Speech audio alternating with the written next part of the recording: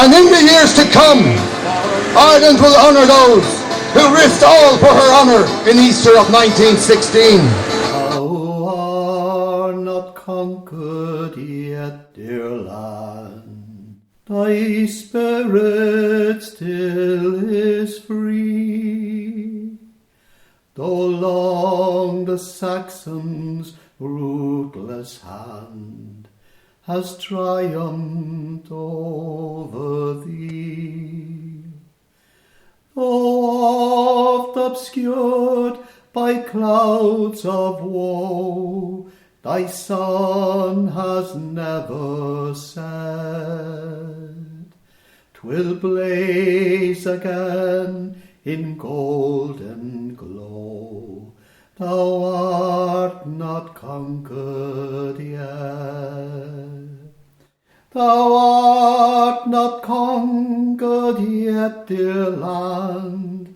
Thy sons must not forget. What's happening today? Well, there's a march in connection with the Moore Street terrorist campaign. The Banksy illustration has just been removed by the government last night. That's where we're at now. And today, we're looking at drawing attention to this battlefield area. A lot of ordinary people don't know about the battlefield, you know.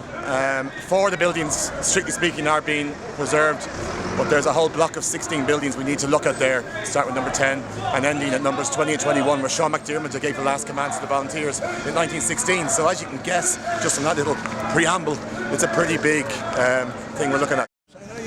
Christy, what's happening here today? Well, as you can see here, there's tremendous turnout today for the Save the Moore Street campaign. I want to congratulate the organisers and indeed everyone that turned up here. And surely this is a message very clearly now to the government that they must save the Moore Street terrace and they must save the street for battlefield site. And congratulations to all.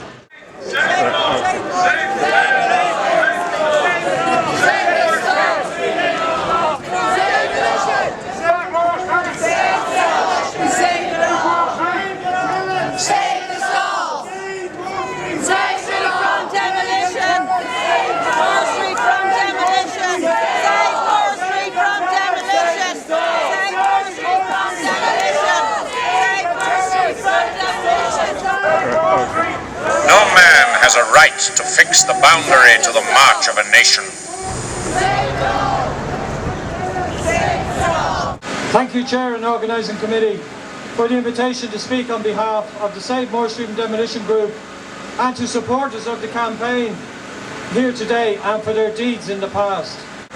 And in November, a large majority of councillors, several parties and independents voted against the land swap. That was our first victory. When we called the emergency demonstrations for 2 consecutive days in the street, the response was immediate. The people who occupied those buildings saved them from being demolished. And the campaign that we have now, built together,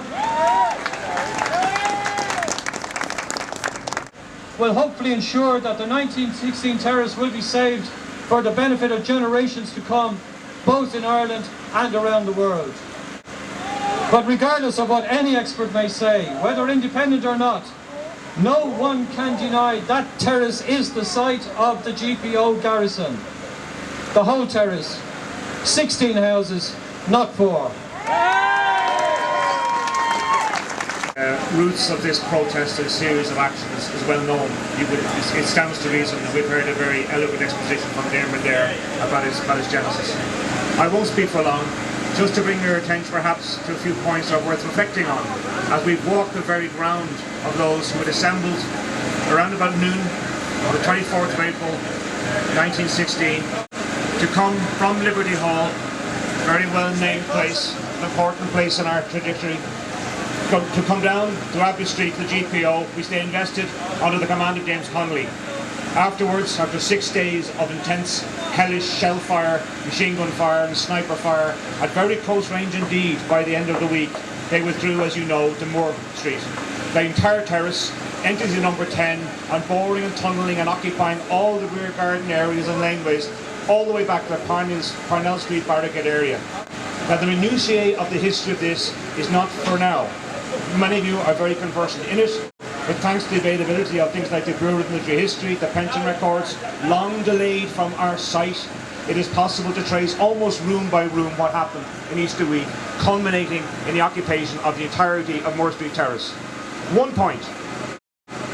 Before noon, as those people gathered by pre-arranged plan, a diverse coalition comprising the Irish Volunteers, aka Ogun na Heron, comprising the Irish Citizen Army, Cumann na Món, and later joined by their allies in Hibernian Rifles, and of course throughout the entire of the period, the quiet activism and the youthful extremism, I suppose, in the best sense of the word, in sense of engagement of the Fianna Éireann. What you're looking at here is a coalition of forces who could come together because they believed they could walk 95 to 99% of the road together to achieve an essential thing: the resurrection of Ireland, the creation of self-determination of a sovereign democracy in this country, which was declared here, read by Pádraig Mac Piarás, on the very steps we stand behind, rather the very platform we stand behind. And in that, some very salient, important points were made which remain as relevant to us now as they were then. But consider this for one moment.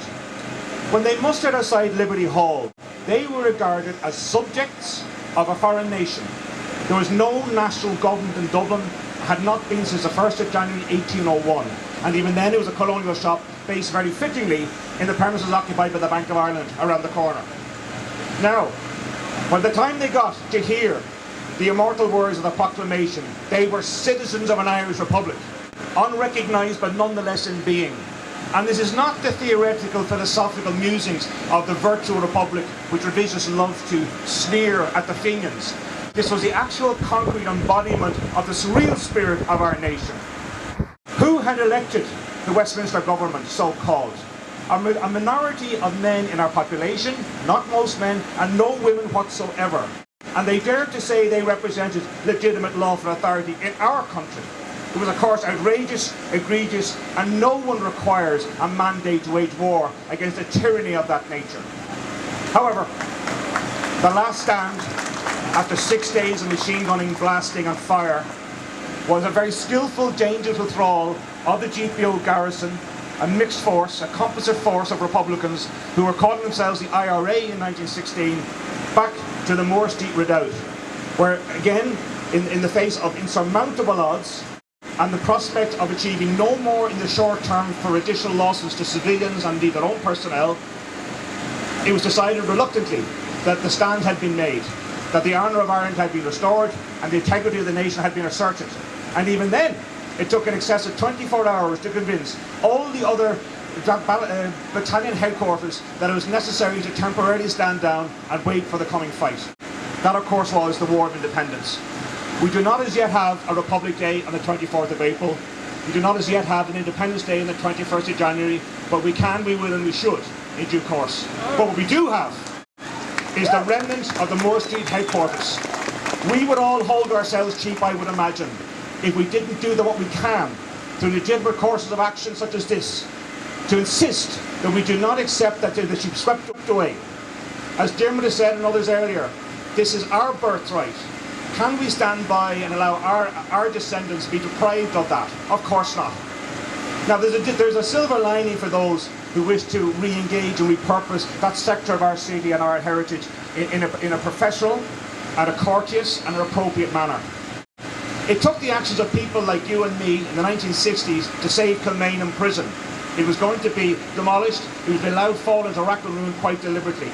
It was unilateral, careful action which preserved that, and it is now one of the greatest draws Dublin City has to offer.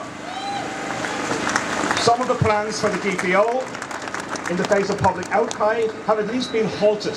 And indeed, the total, utter destruction of Moore Street Terrace has been halted by the activism of the Save Moore Street campaign and their allies. So all is not lost, but please do not lose heart. It's not over till it's over. There's a job of work to be done, but at least now, let's keep the bastards honest. Thank you.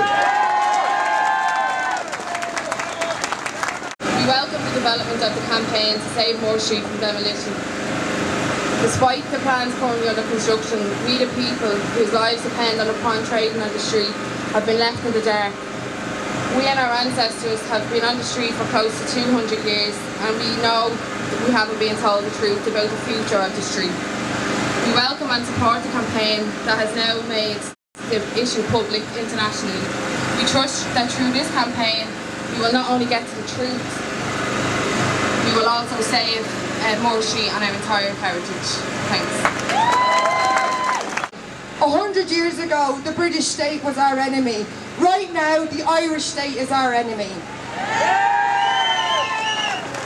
Moore Street should be symbolic as to our struggle, and it should be our celebration of 1916, not the state's celebration. That we're going to make this an election issue. The election is going to be called next Tuesday.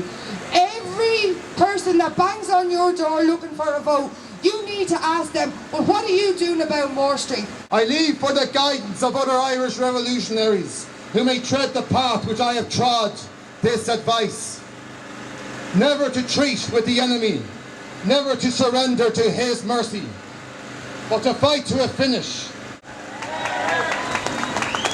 Ireland has shown she is a nation.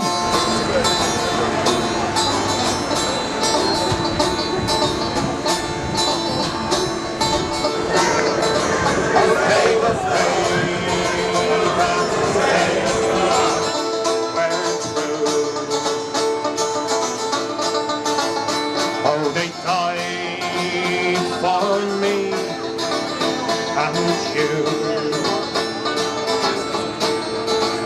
Thomas Clark was born on the Isle of Wight, a rebel through and through. Faced with such terrible odds, he saw his mission through. The first name on the proclamation, his legs again will never be seen. He was executed in Salem on the 3rd of May 16.